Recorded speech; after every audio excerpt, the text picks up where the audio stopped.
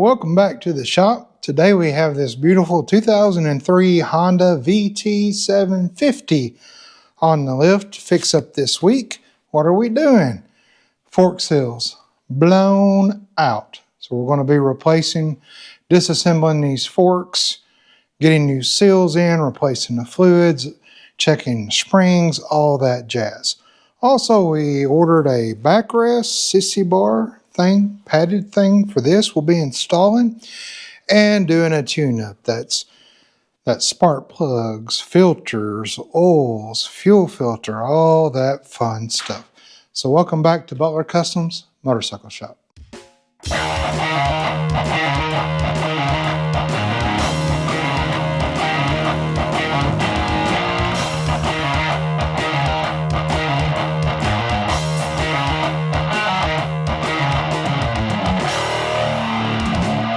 Alright, so let's start with the fuel filter because that's kind of easy to get to. We'll just pop this new cover off, and I bought these covers for him.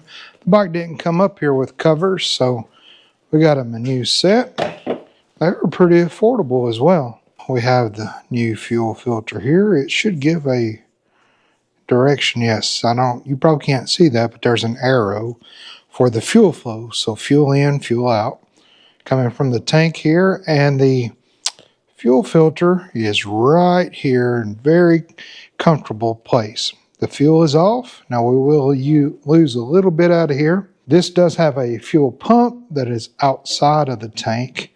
So this is gravity fed from here. So we'll lose a little bit of fuel. So I think that it's in kind of like take this off, back it up, and then we'll give this a little twist to loosen it up.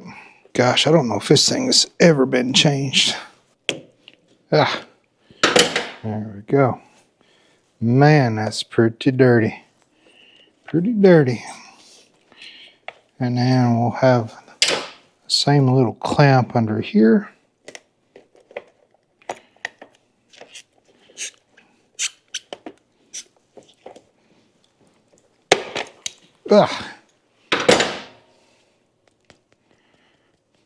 That's a lot of trash coming out of there.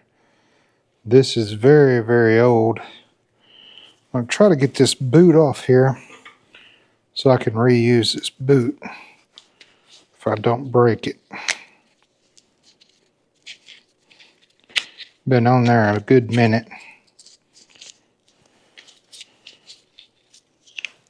Alright.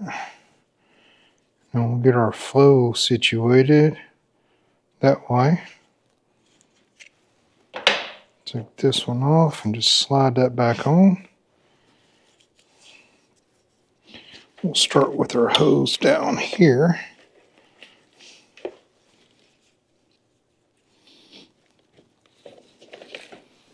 And our clamp.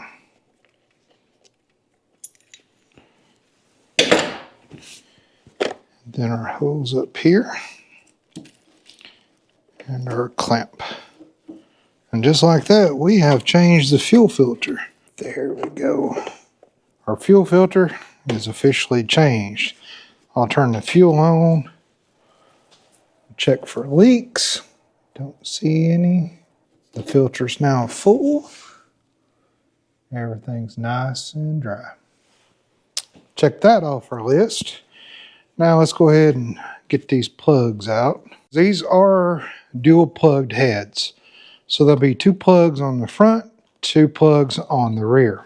So to get to the plug in here, this is a little plastic cover, 5mm here, that you have to take this cover off to get to your actual spark plug wire.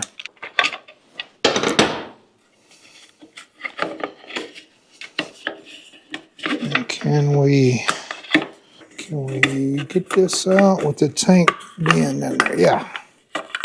There we go. And then here is our actual plug. I don't want to pull on the wire here. I want to actually pull on the boot itself. And the boot will have a little cover like this. Okay.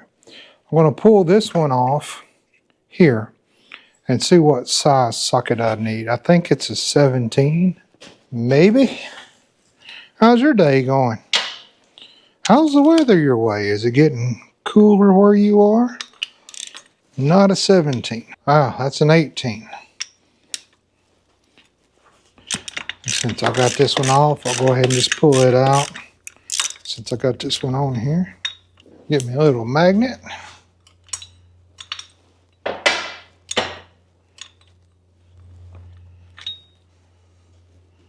Got a little cobweb in there. And now the color of these, they look actually pretty good.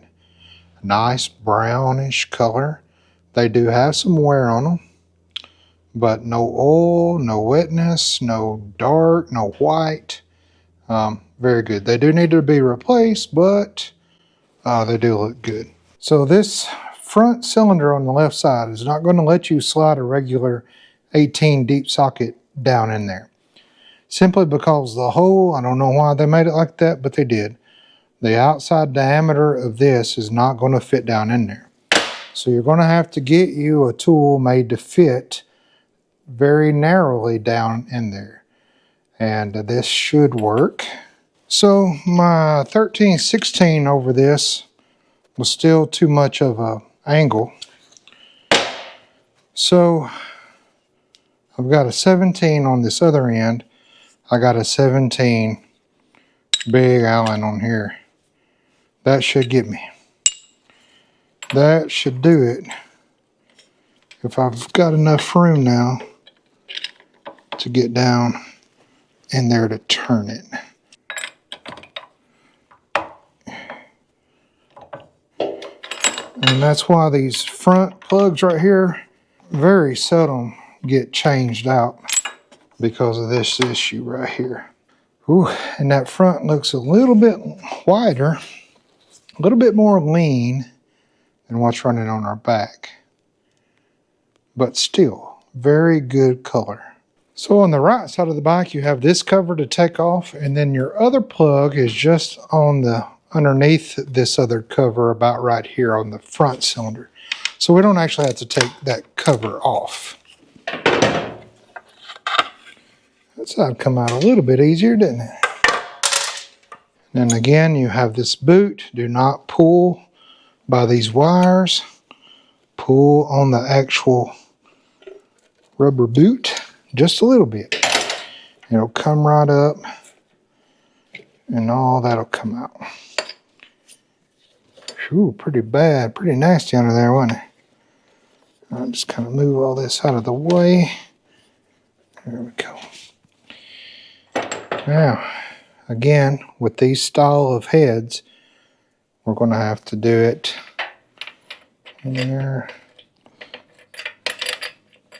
like that. Yeah, okay. Then I can put something on there to break that free, just to give me an angle. And I'm just wanting to break that spark plug free.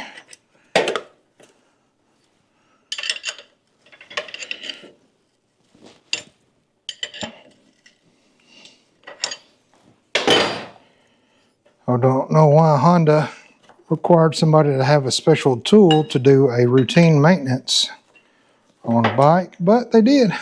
Now the tool pouch is supposed to come with one of those special socket wrenches, but I haven't checked to see if this one has a tool pouch with it or not. I've got a couple of Honda tool pouches, and they're usually hard to find in the bikes, but I have run across a couple of them. But I don't know if I've got one for this style setup here, but it's coming out. Luckily, the threads on those plugs aren't long threads. All right, I think that got it. Get my little tool out. Let's see if we got it out enough. Oh yeah. There's that rear. Again, looks very good. Now, the electrode there is wore down, so it's not going to be gapped properly. Anytime you go to gap new plugs, just don't go off the old plugs, because as those electrodes spark down, they will go down, kind of like points, they'll wear out. And the gap here, if you say, well, let me see what the gap was, it might not be what's recommended. I don't see anything that's not stock on this bike as far as the operation of the bike. I'll check these to see what they are, but I'm going to tell you right now, they're not going to be what stock is because those plugs are old. Now for our front plug, we can actually grab the boot of the plug wire, pull it out, and then this one should be pretty much straightforward shot to that 18.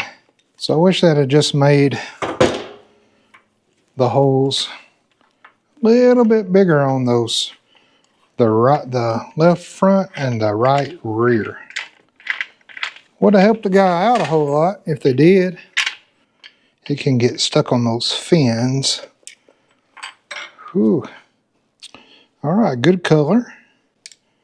Good consistent color. Again, a little bit lighter on the front, but nothing to write home about.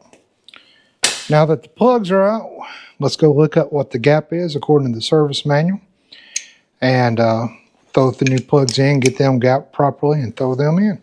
All right, so got the new plugs. The plug gaps for these are set from 0.031 to 0.032.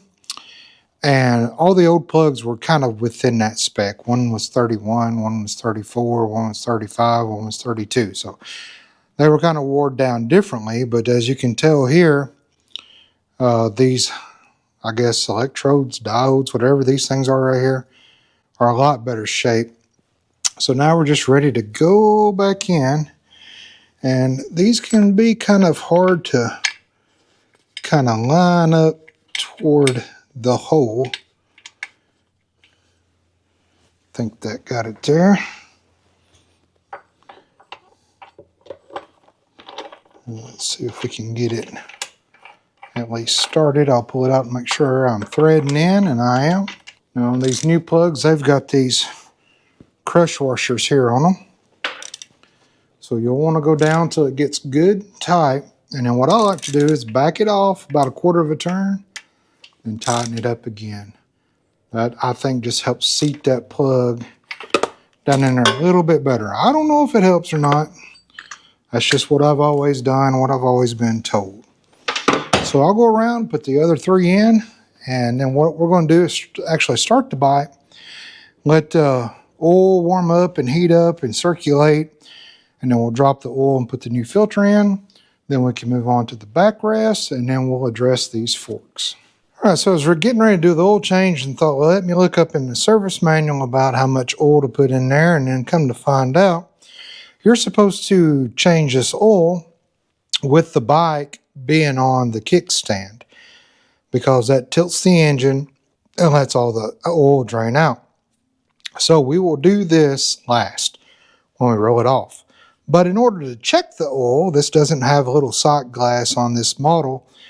You pull the dipstick out, and then you stick this in there without screwing it back in, the manual says, and then pull it out, and that's our level. So the level is way up here, and on this dipstick, the oil level should be between the top fill and the bottom fill. So this bike was overfilled. Now, if you overfill a bike that runs both engine and clutch, like this one, same oil, circulates through the engine and the clutch. If you overfill it, you could have clutch issues, slippage, not engaging properly. If you run it too low, of course, you could have motor issues. So it's very important to keep your oil between the top mark and the bottom mark. Somewhere in there, anywhere in there is fine. Now this will consume oil, so if it's down on the lower end, you'll need to check your bike. You know, depending on how much you ride it, just check it maybe every 500,000 miles if you're worried about oil consumption, especially if you only fill it down low. So I like to fill pretty close up to the top. Also, according to this procedure, once you drain the oil, which I'll go walk you through at the end of this video, you actually turn the kill switch off and you actually crank the bike just a couple of seconds in order to generate you know, getting the oil out of everywhere it needs to be, and then more oil will come out. Then this takes right at 2.5 quarts with a filter change. The oil plug is at the front on the left. The oil filter is on the left in the rear, right by the drive chain. So this bike is a little bit over full. And if you ever run into a situation where you buy a bike and it's too full of oil, make sure you smell that oil. Make sure it does not smell like gas. If it smells like gas, then you could have carburetor issues with gas getting into your intake and going down your cylinder walls and getting into your oil. This oil smells fine. I think it's just a little bit full, probably because they checked it with the kickstand down and thought, oh, it's a little low, let's put some more in. But you actually check these bikes with it upright. I know it's a pain to try to hold a bike upright and get this plug out and check your level, but it's best sometimes to just set on the bike, put it upright, go ahead and loosen your cap, but then set on the bike, hold it upright, and then check your level that way while you're setting on the bike. It's a lot easier than trying to balance the bike while you're knelt down over here on this side. So right now I'm just going to kind of tighten this back up. There's an O-ring on this cap as well. You just want to inspect. This one was fine. But let's go ahead and work on this backrest. We'll dig into the forks, roll this bike off. I'll go ahead and put my side plate on here, and on the other side I will blue Loctite these. That'll go back in here.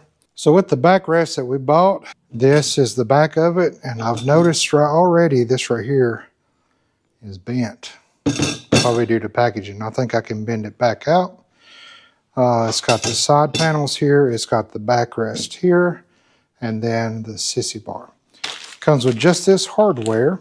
I did not get the one with the complete hardware because he already has saddlebag holders here. He said the bike didn't come with the saddlebag, so we're going to remove these, but we do have the bolts that hold everything together. I believe that we keep these as well. I don't know how it goes together, but let's try to figure it out. So by kind of looking at the picture of it, it seems like these would go right there, and then the backrest brace up here. Seems like this cutout will fit over this right here, but I don't know. We'll take this off. I may need spacers here since we're deleting this that is all one piece. I'm not sure. But let's go ahead and take this off and then we can see. All right, these here seem to be a 14 millimeter. Okay, they do not have nuts on the back, so that's good. We'll just thread these out. Those are some long buddies. It felt like it held the whole entire fender on too, which is plastic. Okay, we'll take those off. They almost kind of look like breather tubes, don't they? Those will come off, and then this should set right like that. Now I'm not going to run these completely in yet, but I do want to get them started because I might need to move this out in order to work on whatever goes in there. Gonna run them in a little bit. Now I'll go do the same on the other side. Okay, I just got it kind of mocked up here. This Sissy bar came with a back pack kind of rail rack, backpack rack, I don't know, luggage rack. But the way that he has his license plate mounted here is not going to work. This is not factory. The plate should be way down here. So this is not going to work. But fortunately, I think I can just take this off. I'll still give it to him if he wants to ever move his plate down here a little bit more down. Then he can have this as storage. So I think I'm just going to take this off. This lines up with these holes in this hole. And then tighten that, and that should be fine. That should work the same as if this was on or not.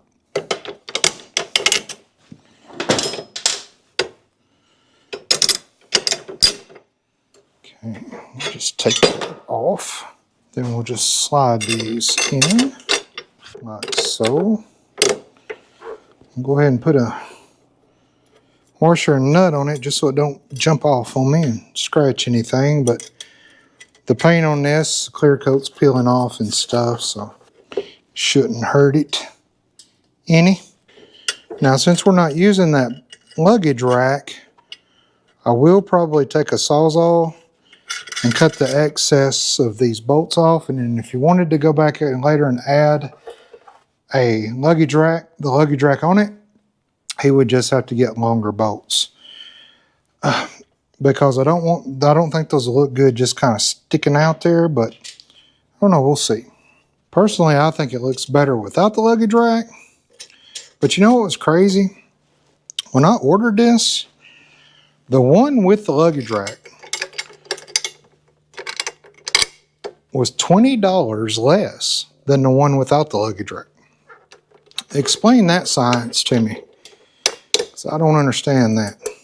So I'm kind of glad then that it came disassembled and not as one solid piece, where we can kind of do this to it. Anytime you have the option of tightening either a nut or an Allen head, always tighten the nut when it gets down tight. So that way you don't strip out the head here. So here on the back, you can see there's tons of room here. That it's not touching, though it might look like it, but it's kind of close. So what I'm going to do is just Sawzall off this and this here. It's a little more pronounced over here, so it is actually just touching the fender here. So again, I'm going to Sawzall that and that. If later on he moves this down and he wants to add that luggage rack, this was just sticking up too much in the way. Because this is old, it's done turned yellow, it'll probably crack. So if he wants to add it later, all he's got to do is just add longer bolts. Also, yeah, it looks pretty good the way it's sitting there and angled back, and it's good and stiff. So that'll be a good backrest for somebody. Also, he doesn't have shocks. He put links in, so this is now a hardtail by definition by adding these. So there's no suspension on the back. So it's not like it's going to go up and down or anything like that.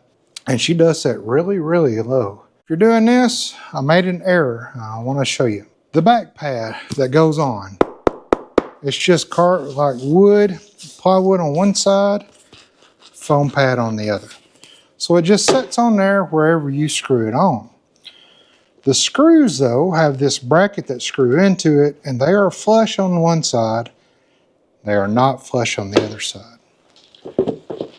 So I actually have this on backwards, this.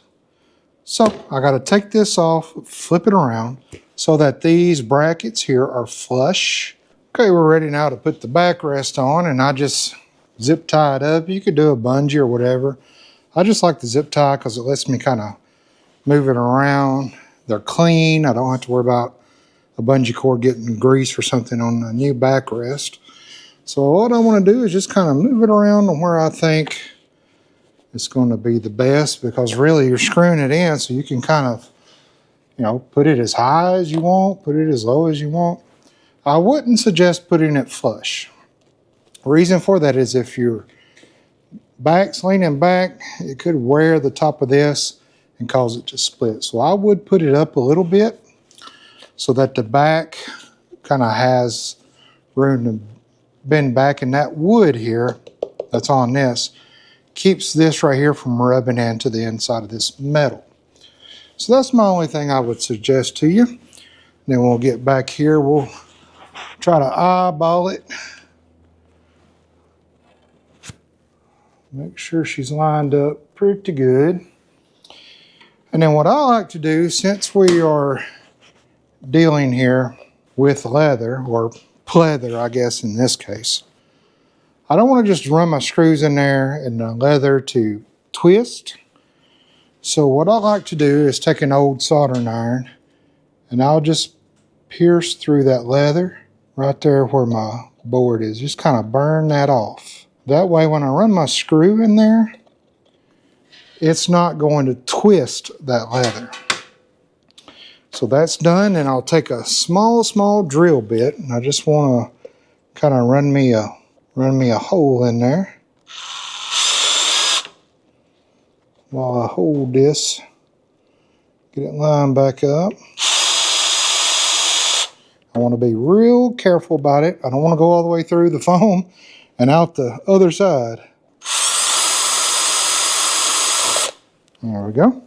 And then the screws that go in this are just wood screws. I'll just go ahead and just start it in that little bitty pilot hole I got.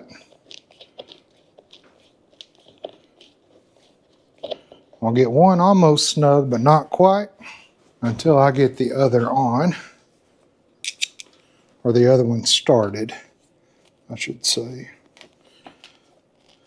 With the little pilot holes in there, it's a whole lot easier to get going. All right, now we want to tighten them down. We don't want to strip them out. We just want to get them snug. Now we can go ahead and take our zip tie back off. We can save on these zip ties. There we go. And our seat rest is installed. It looks really good on that. Now on these zip ties, I don't know if you know that or not, but if you want to reuse them, just take you a pocket knife or something in there and lift that little lip up. And then this will slide right out. So we're not wasting anything. Yeah, a bungee, if you got one, might be a little quicker for you to do. But I just like using these. There we go. Now with all that done, we can move on to our forks. All right, let's start working on these forks. We're going to take this fender off, the brake caliper, then we can take our axle bolt out and move the wheel out of the way. 10 millimeter on this right here. This fender is a little bit loose, so we're going to work on tightening that up for him as well. So I bet that kind of rattles going down the road. Now our brake caliper, 14 millimeters. We got 2 of those. Now our brake caliper should be able to kind of rotate down. Why is she stuck on there? There's a little lip on that rotor and these pads are stuck on there. Take me a little rubber mallet here. There we go. They were tied in there. Pads look good though. Don't want this necessarily hanging. So let me take this 8 out and this 10 out here so I can take this bracket off to get it out of this. And then we can set the brake caliper back here so it's not just kind of hanging down here.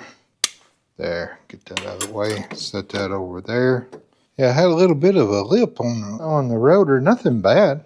Now we can go to the other side and take the 2 bolts out for the fender bracket, and the whole fender will come off. Now with the fender off, we've got 2 pinch bolts on each fork that we'll need to go ahead and I'm going to leave this side pinched because this holds the axle actually in. I'm going to loosen this other side and then draw the nut off. There is an actual, I guess you could say, bolt, not really nut, that runs into this axle. So I'm going to take these pinch bolts loose like that. And then I'm going to put an impact on this side just to break that bolt loose. And then I can loosen these 2 and we can pull that axle actually out. This axle nut here is a 22 millimeter. We've got the other side pinched, but I'm going to look over here and make sure the axle doesn't actually spin. But with this big impact, it should zip it right off. Yeah. There we go. And the bolt comes right out. Now we can loosen up the pinch bolts on the other side. Slide the axle out. We got a spacer over here, and then we have our speed sensor on the other side. All right, 6 millimeter bolts here. So far, everything's been good and tight, like they were torqued down properly. So that's good. Now I do have the wheel kind of up a little bit, so I'll have to probably hold up on the wheel while I slide the axle out. I do have a screwdriver here to kind of put in that provision, and it's sliding really nice and easy. Kind of hold up on the wheel. Very good. All right, that's out. I want to be careful here of my speed sensor. That's that contraption right there. It's got two slots here that actually correspond with two kind of tangs here. That's my spacer that just fell out. The flat end, the smaller end, goes actually inside the bearing. And then this wider end goes to the outside of the fork. But now these are ready to come off. Since it's a single axle brake, you don't have to worry about getting the wheel turned around backwards. So before we start to slide our forks out, we want to break the tension on this up here. This up top is a 24mm cap. We just want to break it loose. Now some say you need to loosen this pinch bolt because the pinch bolt kind of helps hold that nut in from spinning.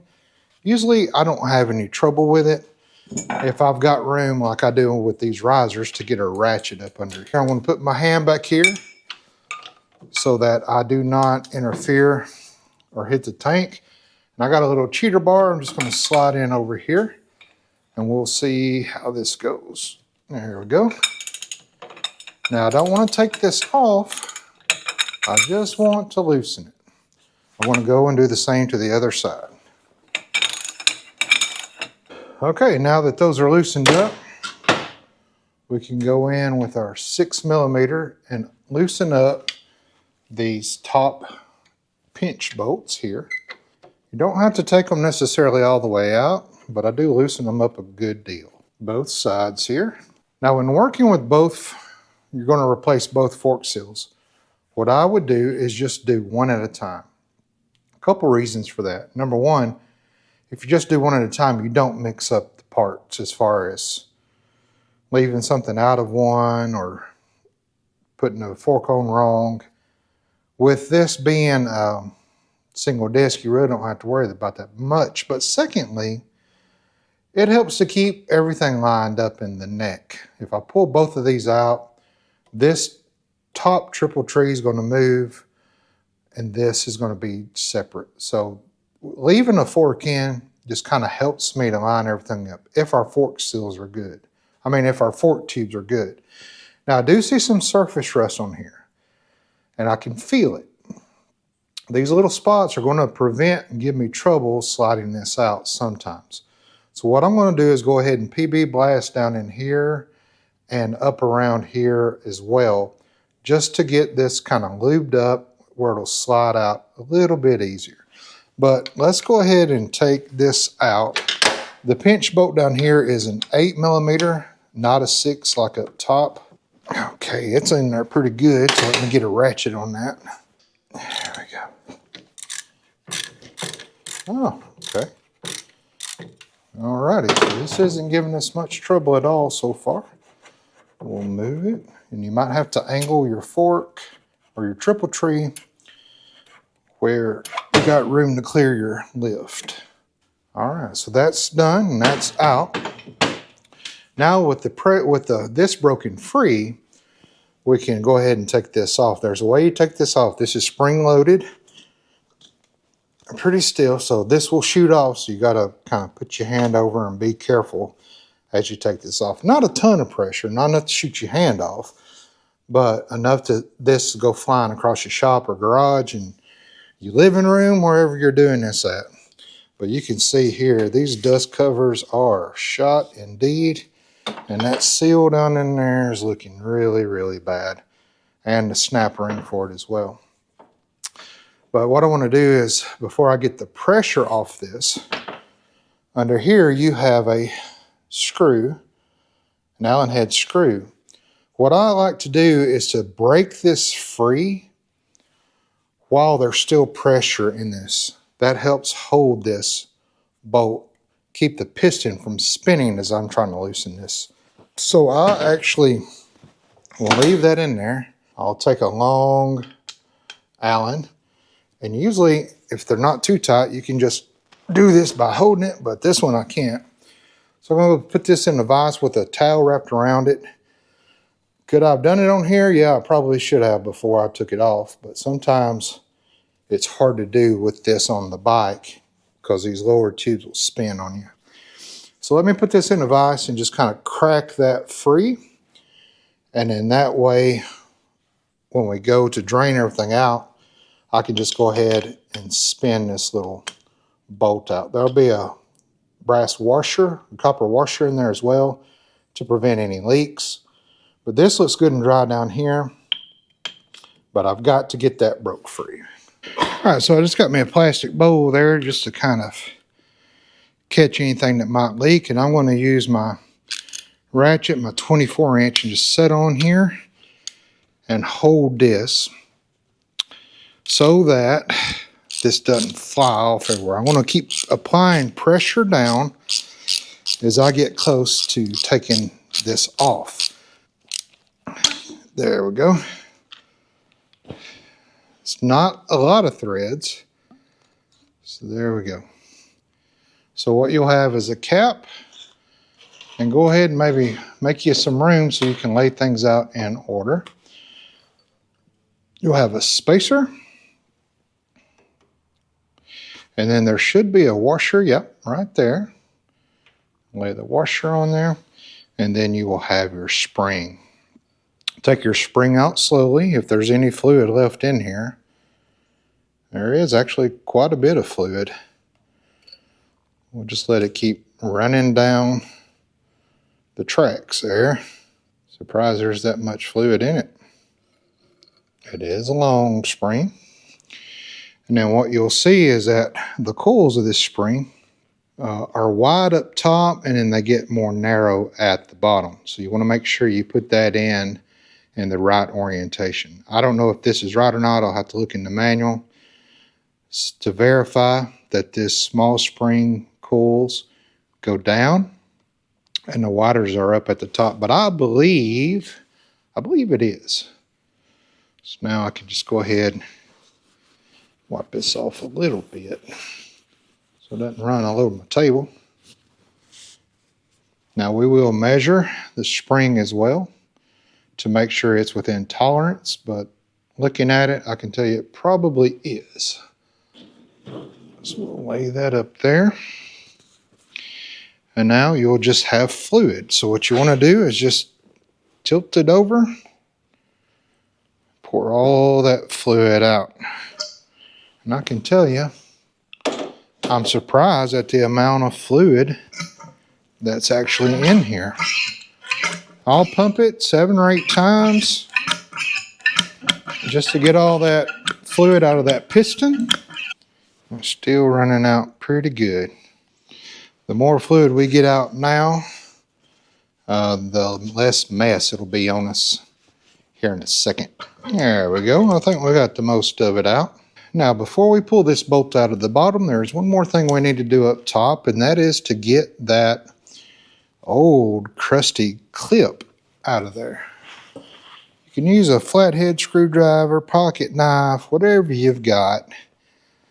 Really doesn't matter. Just be careful not to scratch the tubing of your forks here, your fork tube, because the seal needs a good seal up and down here. So all this little stuff and rust spots we will clean off with a Scotch-Brite green pad and some WD-40 PB Blast. I just want this nice and smooth where this travels. So this will come all the way up to here. Here's your travel at the top.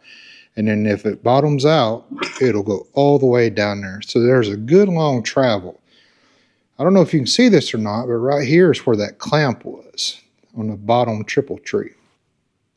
So it travels quite a bit.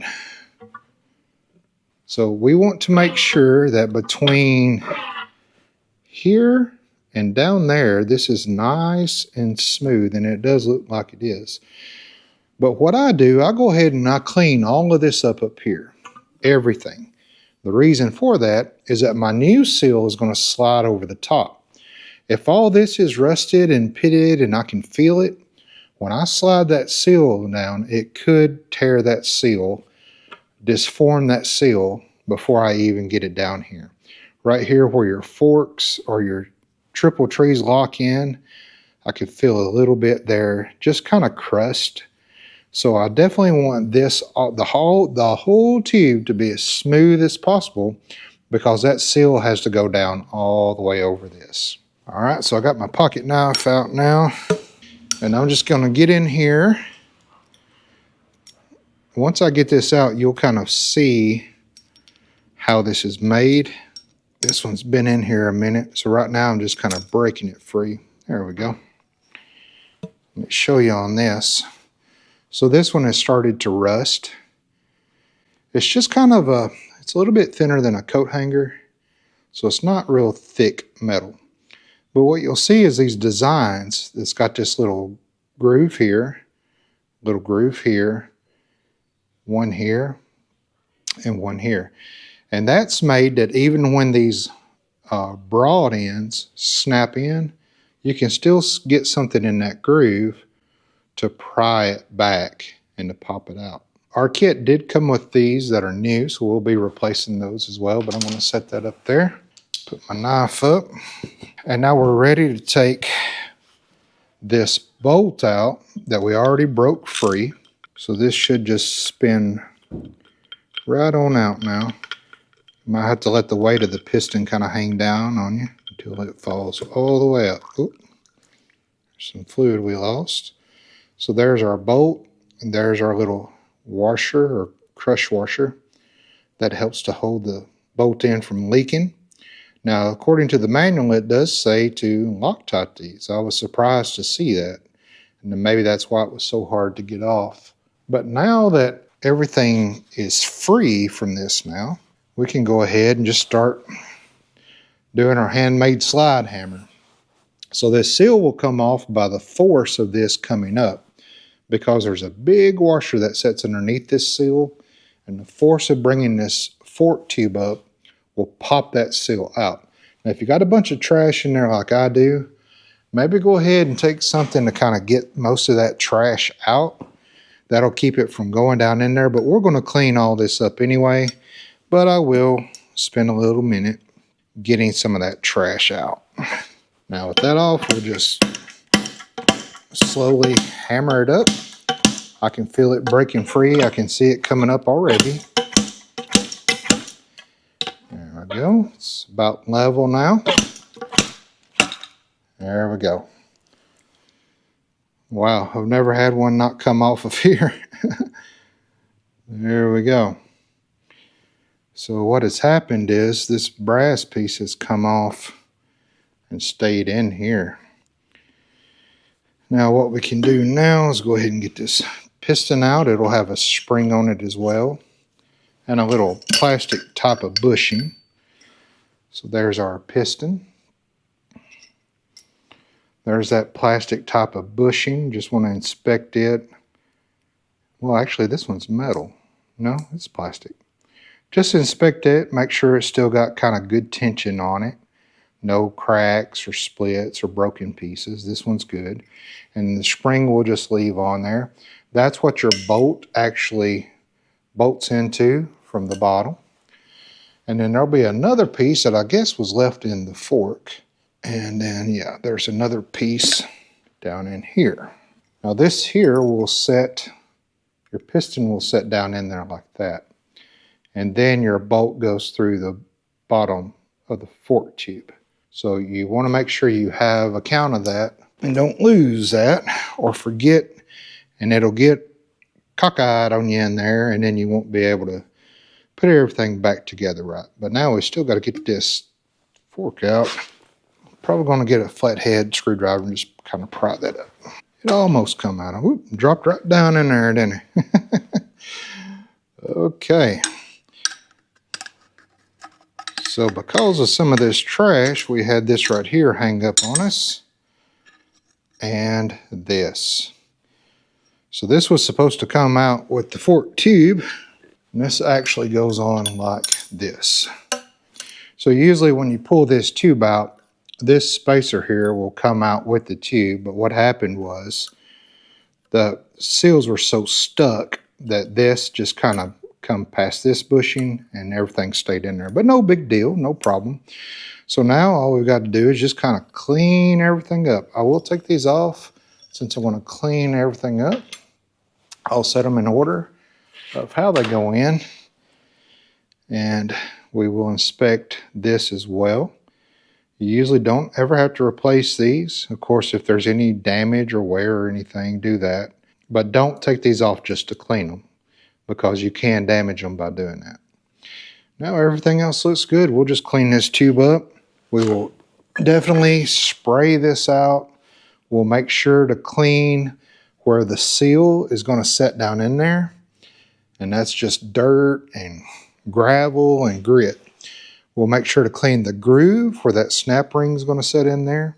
We want a good, clean, nice, flush seal. We want all of this junk out of here. If you have any debris in there, you will have a leak. And you just replace your fork seals. You don't want to be doing it 100 miles down the road again. Already it's kind of cleaned up, but we'll get in there and spray it out and clean it up really, really good. We'll clean up the outside as well where it's been leaking over the miles. It looks in pretty good condition. There's a little bit of discoloration up here where it's been leaking, but we'll get that right off. All right, so here's what we got as far as our kit. The rubber O-ring that goes on the top cap comes with two different sizes. So we'll need to see which goes to that. Only one size for our seals, so 35, and then new boots as well. And then for our washers for our bolts, comes with new ones for that. That's important. And then for our clip, we have two different size clips. One's a little thicker, one's a little thinner. Not sure about size-wise. So let's compare. We'll start with the clip. It feels like these are going to be what we need, but let's see. Yep, I think that's going to work. Those are going to be the same. Now about our O-rings, let's go ahead and take this one off since we have new ones. There's our O-ring.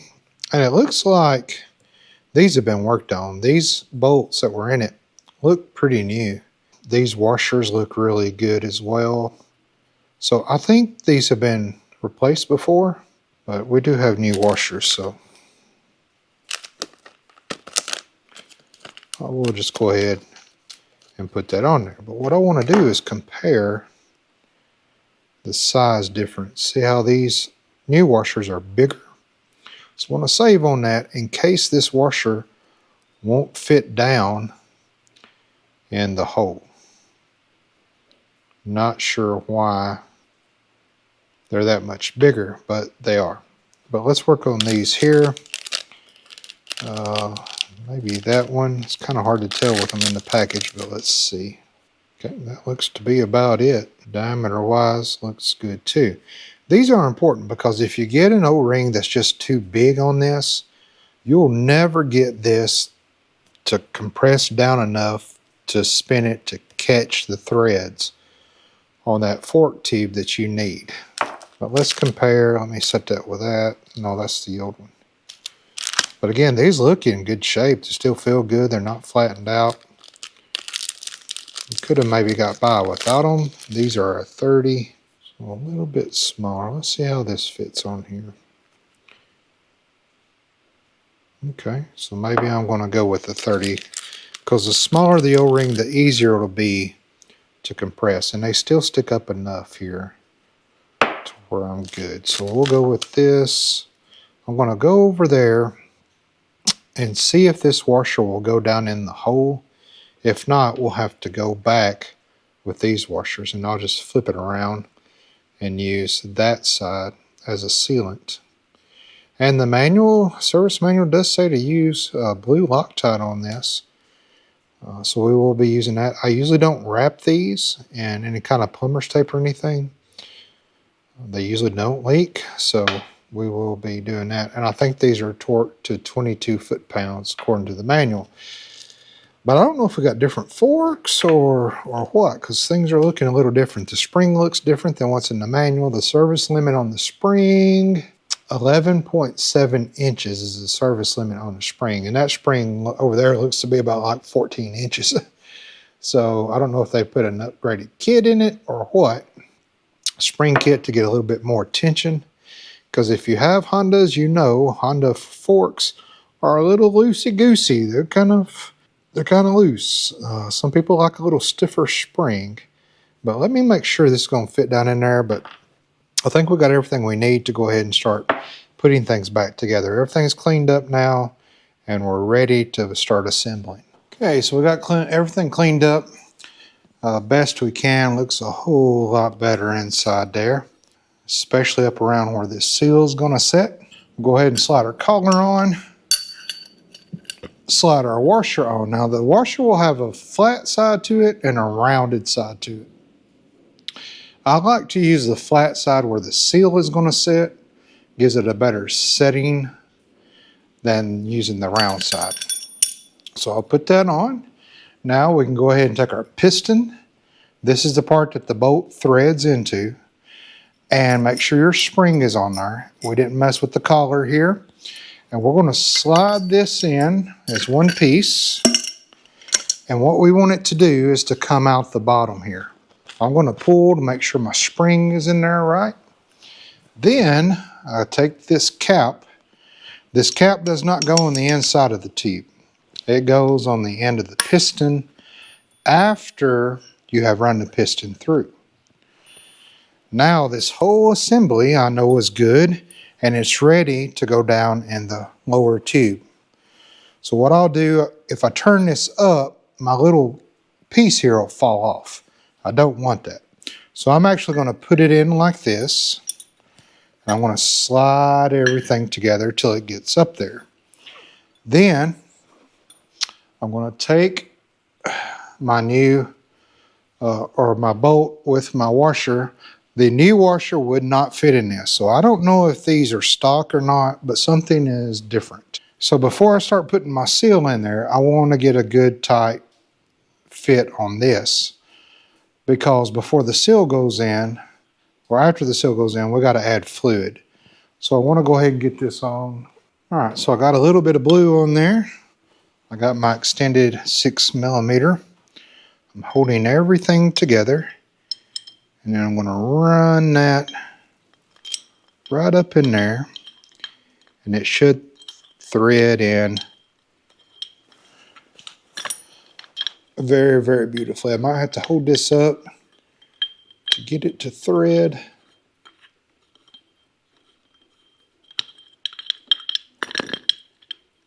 Yep, all right, so there it caught. Now, sometimes you can go ahead and torque it without pressure being in the top. Let's see if it's going to tighten for us. Oh yeah. And these are torqued to 22 foot-pounds. So to put the seal on, we'll put a little bit of fork fluid, which is just premium ATF fluid. That's what I use. I'll put it around the lip here. I've been using ATF fluid in forks for years and years and years and years. I know a lot of people that use just that in any kind of piston-driven forks, and it's always been no trouble at all. So I'll carefully make sure that gets on there good. And because I've cleaned everything up, I know it's going to slide good down. So I'll just slowly slide it down. And it should slide. All right, and now we got to drive that seal all the way down, and I've just got an exhaust pipe taped up on the bottom there. Slide that over and it fits down just perfectly. So I will drive this down until It is down there where I want it, with just enough room to now slide my clip down in. Get that down in there like that. I'll take my pocket knife or screwdriver, whatever you prefer, and I will just snap that down in the groove. I'm going to make sure all my sides are in the holes. I'm going to go ahead and slide the boot on. And I got two different kinds of boots. I've got this one, but I looked over on my wall and I've got this. It's got a kind of a smooth kind of cap on it. I like that a little better. I'm just going to go ahead and use this. I'm going to slide it down. I'm not going to put it on here yet because I want to get this back on the bike, shock the springs a couple of times, make sure that everything's nice and dry. I don't want to see any leaking. Because if I put this down on here, I won't know if it's leaking until the customer gets it home and about 2 weeks later, hey man, these are leaking again, what we just fixed. So I don't want that happening. So I'll leave that up there, and that way I can visually inspect, there we go, if that's actually dry or not. So now we're ready to pour the fluid in. Now, since we took everything apart in here, it's completely dry. If you were just changing the fluid, it's a different measurement. But what we'll do is fill this. The manual says 17 point, I believe, 1 ounce, fluid ounces. And then it's got a measurement where you measure 4.2 inches down. This should be touching without the spring in. So I'm just going to go ahead and put, I've got maybe 15 ounces here. I'm just going to go ahead and use this bottle up, and then we'll open a new bottle and we'll start measuring. So with that in there, I'm just going to gurgle it, just get all that air out. I'm going to watch my seal, make sure it's nice and dry. Sometimes these tubes can get bent, they could get a nick in them, and even if you put new seals on, they could leak. I just want to make sure my top of my seal is getting good and dry, that the seal is actually doing its job, and it looks like it is. Now I'm going to push the tube all the way down. There we go. I'm going to keep filling until I get 4.2 inches from the top here. Then we'll slide the spring back in the top washer, then our cap with the new O-ring on. We'll oil this O-ring up as well. Okay, so I got my little gauge here, and I like using this because it can kind of set on there, and as I pour, I can shine a light down in there and see right when it gets up to here to where I need to be. I use this little tool more than I can tell you. I think that's right at it.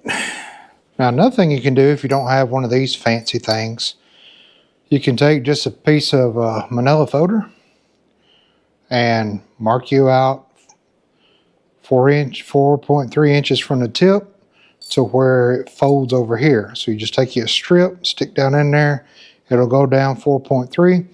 As you fill it up, you can just pull it out and gauge, pull it out and gauge. But with this, I can see fairly well. So we're perfect where I need to be. Now we're going to go in with our spring. I've cleaned it off. The coiled end goes down first. You know, this looks exactly like a Harley shock. I wonder if they use the same shock. That, what is it? Showa shock. All right, now I want to go with my little washer here. I want to use the flat side up. So I'll set that on that spring. I'll raise this up because I got this spacer. I want that flat side of that washer setting down on that spacer. And now all we have to do is compress to get that cap on there. And we've got to push it down past this O-ring so that I can actually thread it in there. So I'm going to lube a little up right here, this O-ring. And I want to try to take this and go ahead and set it on there. I use the weight of that to kind of help me. And then I'm just going to push it down and twist it. There we go. Very good. Just like that. Now I'm going to go ahead and just make sure that seal sets down in there. And then when we put the forks back up between the triple trees and clamp it down, then I can finish torquing that down.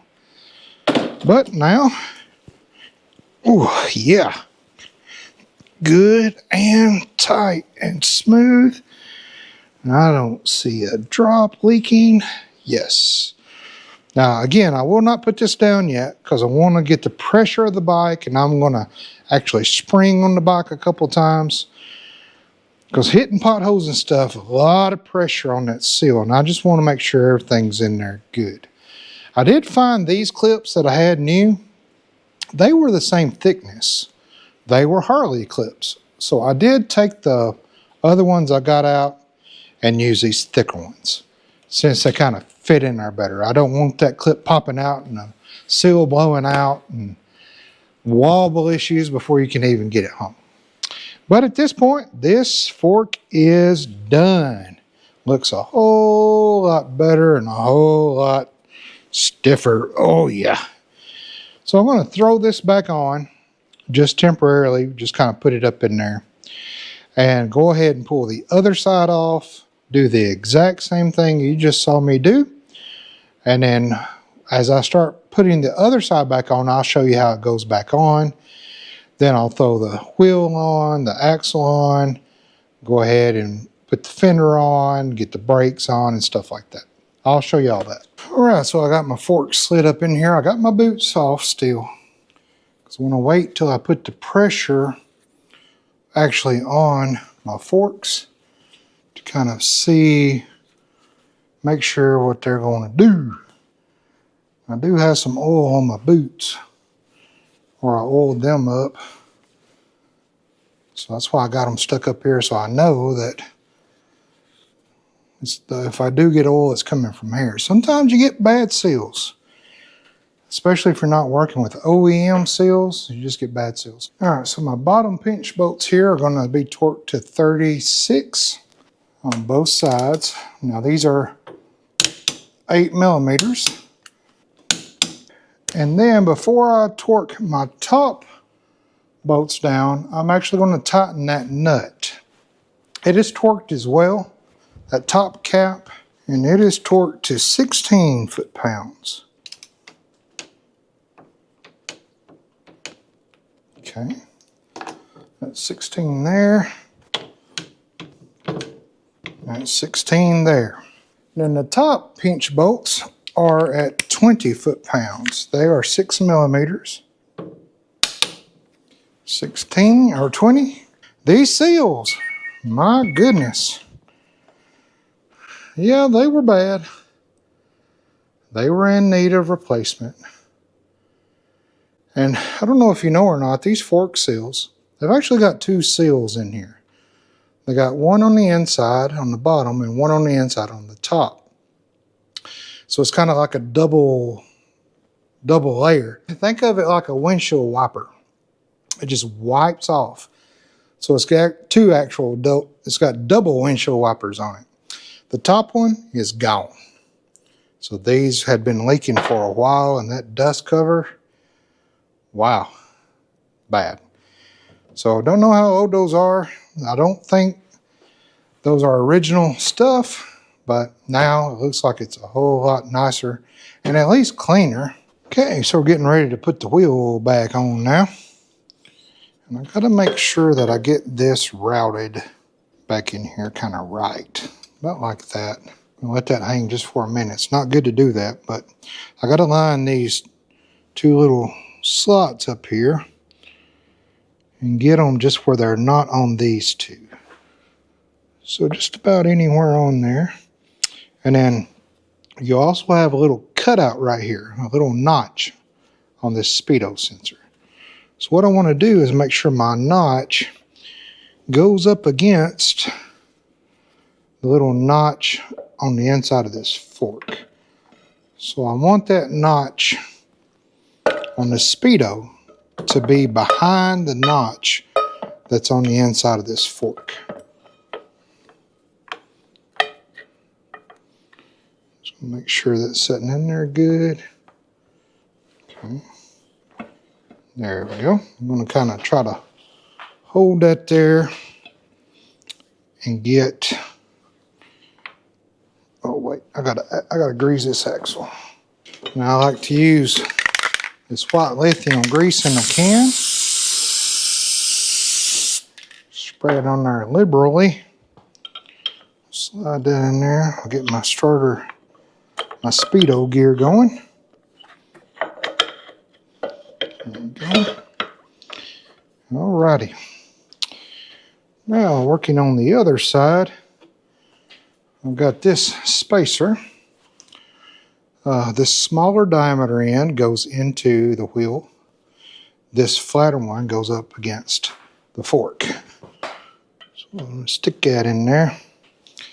Then I'm going to bring my everything around. Looks like everything's lining up good.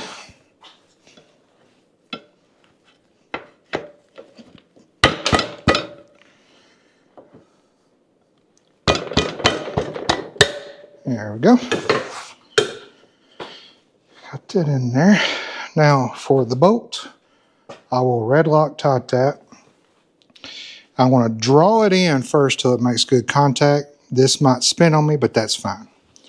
Then I want to blue Loctite my pinch bolts put in there and torque this side down, and then go ahead and torque this down and put my pinch bolts in the other side last. All right, I got some red here on my axle bolt.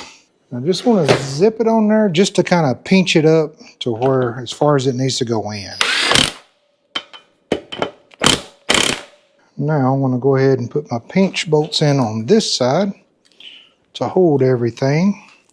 And we're going to torque those to 16 foot-pounds on this model. Now listen, don't ever take my torque specs to the bank, okay? Look them up in your own because they might be totally different depending on year, depending on model, depending on a whole lot of things. I'm going to do a little bit at a time on both. Because they're dual pinch bolts,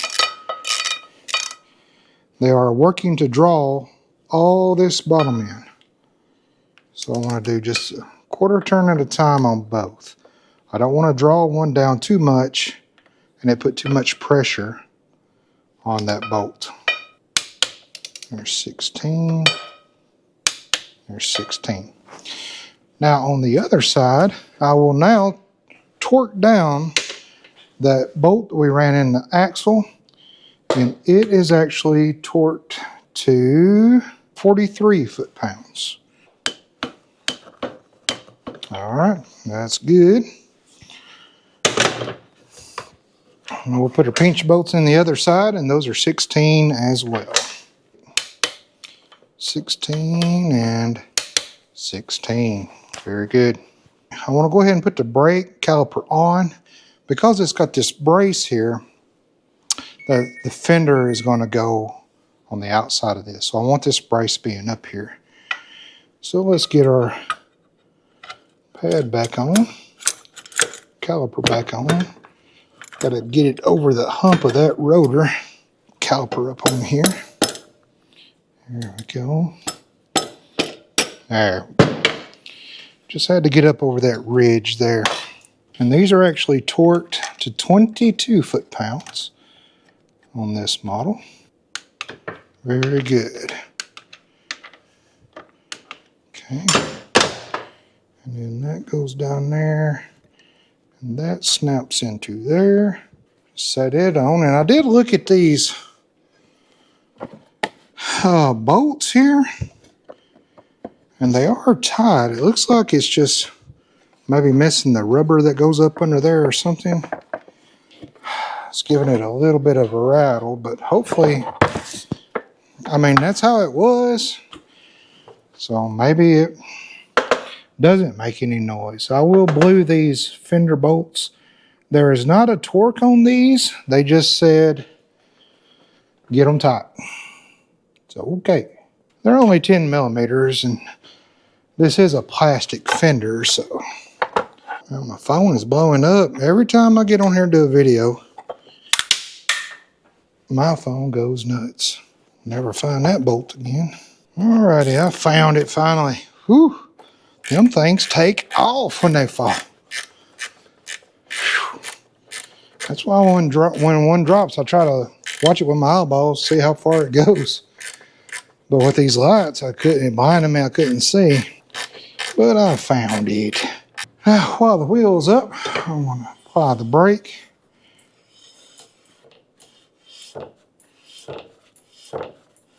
All right, we are good. Now I'm going to clean up my lift and get everything put up, and then we can roll this off and drop that oil. Okay, I'm on my shop floor. I have made a mess. This bike sits so low, you can't get a regular pan underneath. I don't have a long, narrow pan, but I do have this jug here that fit up under there. But the hole is right up here. Well, you can't see that, can you? See the hole there behind the hose? That's where you got to get to. There's just no room up under there. So I've made a huge mess. But it has all drained out. And also, I cranked on it a little bit to, not much actually, come out more. So I don't know if cranking on it's even worth it. I just don't like cranking the bike with no oil in it, but they said to get the rest out, but really it just wasn't much at all, and what was kind of blew out everywhere. So if I did it again, I probably would not actually crank on the bike. Here's the plug here for it. Washer looks good. I want to clean it up and throw that back in. It's an 18 millimeter. Wrench is all you're going to get back there. And then we'll move back here on the other side,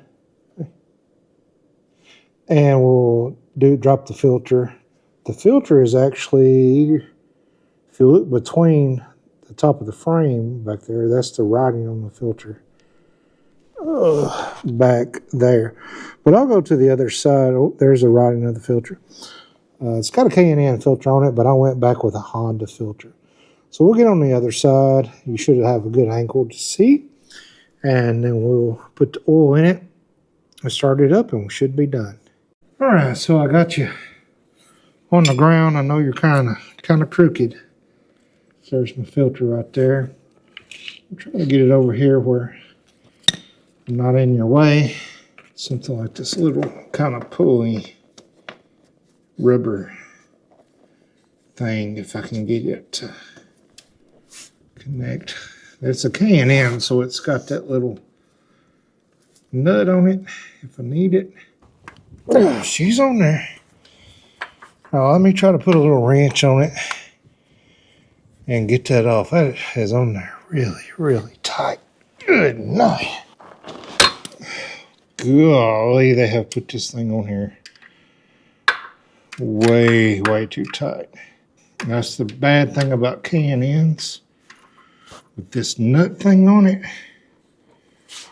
people just tighten it down like a bolt, and that's not what that's for. And they will leak on you because they're just riveted on. This one is just spinning that whole nut.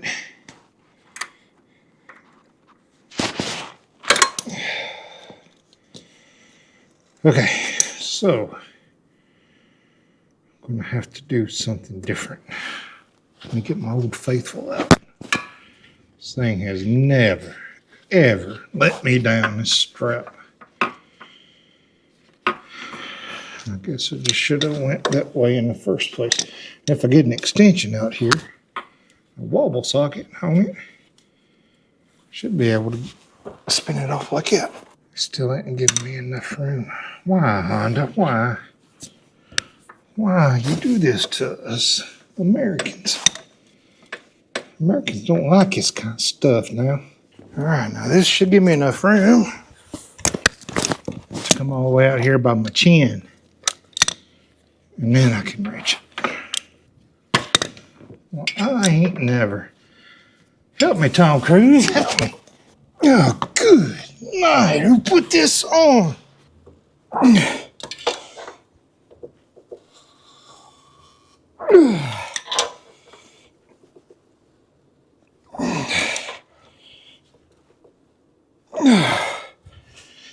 I heard it turning. I heard it turning. Good grief.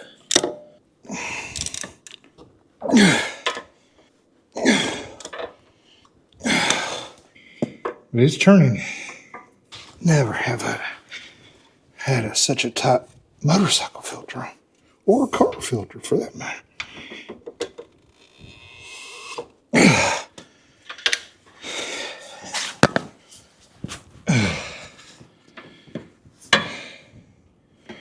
All right, it's turning.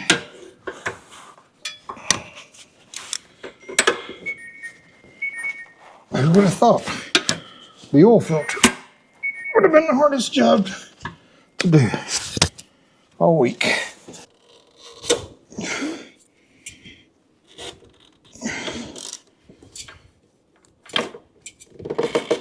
Oh, tell me that broke free then.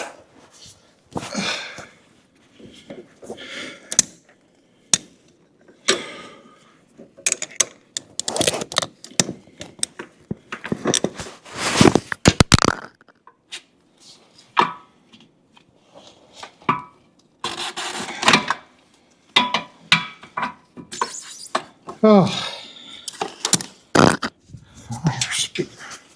come here, microphone. All right. Good night. Never have I ever. Good grief. Look at the thing. Look what it did to that. That's why I hate K&N filters with these on. People get them so tight. So tight. All right. Let's put a small on it. Now let's clean off. I just like to clean off up under where the rubber sets, and it helps me to verify it's not double gasketed or anything. The thing is, if we were going to have to try to stick a screwdriver in there and pry it off, I don't think a screwdriver would have fit down under here.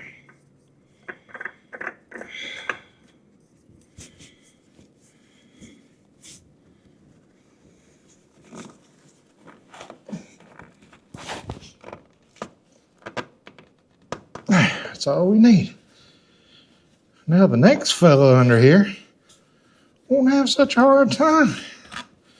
Won't have to call in support, technical support. Or his big country bumpkin buddy to come out and wrench on an oil filter. All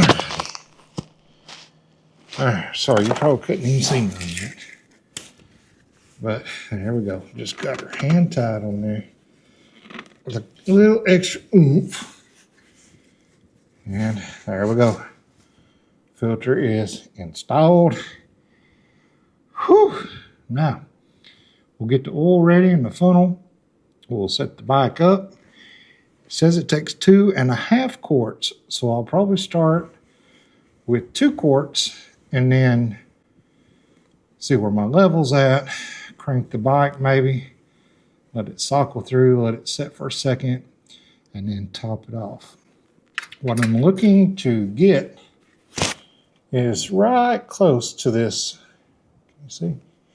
It's right close to this top one right here. So somewhere in between here, closer to the top would be ideal. And remember, we check this with it on upright, setting on the bike. All right, we got 2 quarts in it. I'm going to go ahead and set on it, raise it up. I think we got a choke here. Somewhere else back here. Got the kill switch on. Let's see what we got now. Turn the brights off.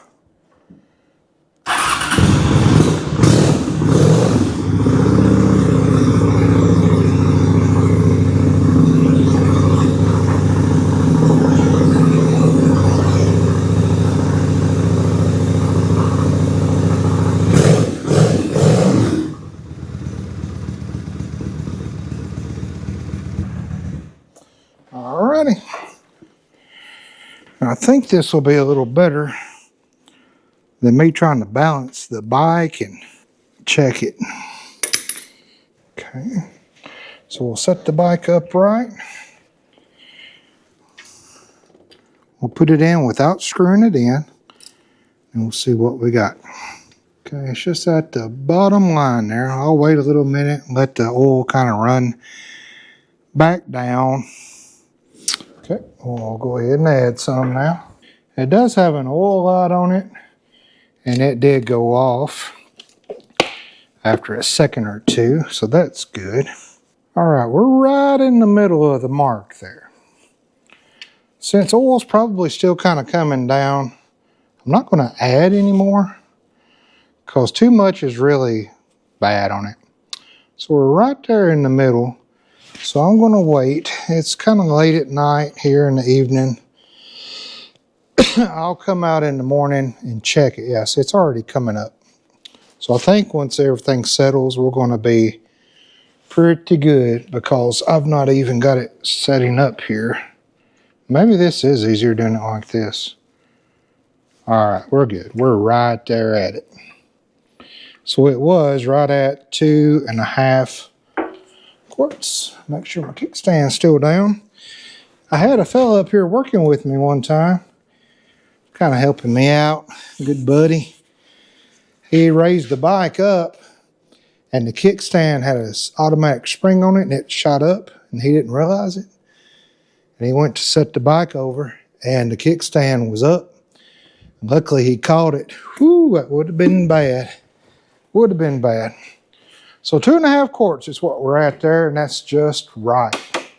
Well, there you are, folks. Thank you so much for helping me out in the shop. Let's see, we did plugs, we did a backrest, we did oil and filter, and boy, did that filter fight us. We did front forks, and they look nice and good. Whole lot just meatier now. What else did we do? We put side panel covers on, but I had already done that. You just kind of snap them on. And I think that's about it. I don't think we did much of anything else. Now, of course, if we were going to do a full tune-up, which you wouldn't do in the winter anyway, you'd wait and do it, or you wouldn't do it in the fall or the winter. You'd wait and do it more, in the spring. So that would be, of course, pulling the tank, flushing it out, cleaning the carburetors out. Oh, we put a fuel filter in too. Cleaning the carburetors out, sinking them, checking all the wiring, oiling everything up, chains, checking brakes and brake fluid and all that stuff. This is just a kind of a minimal kind of service where we do plugs and oils and filters, and we did the front forks on this. So this is good to ride. Maybe in the spring, it might need a good tune-up, but it sounds great. Let's see, I'm gonna start it before we go. Pull the choke out.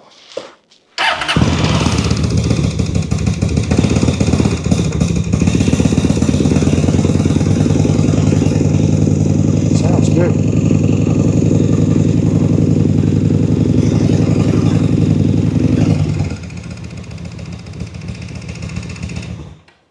Oh, by the way, up next on the list, we got a Springer, an old Evo Springer. We got to get together and put together. We got a Canadian bike going up on the lift, and we got a Evo chopper build. So a lot of things coming up. So be sure to tune in. Try to do every Friday if I can. And for our members, I'm so thankful for our paying members. I was trying to do a video every week for them, but it was a little aggressive. But I should be hollering at y'all sometime soon. Thank you so much for watching and hanging out with me and us getting this bike purring and running down the road even better now. So tell your mama now I said hi.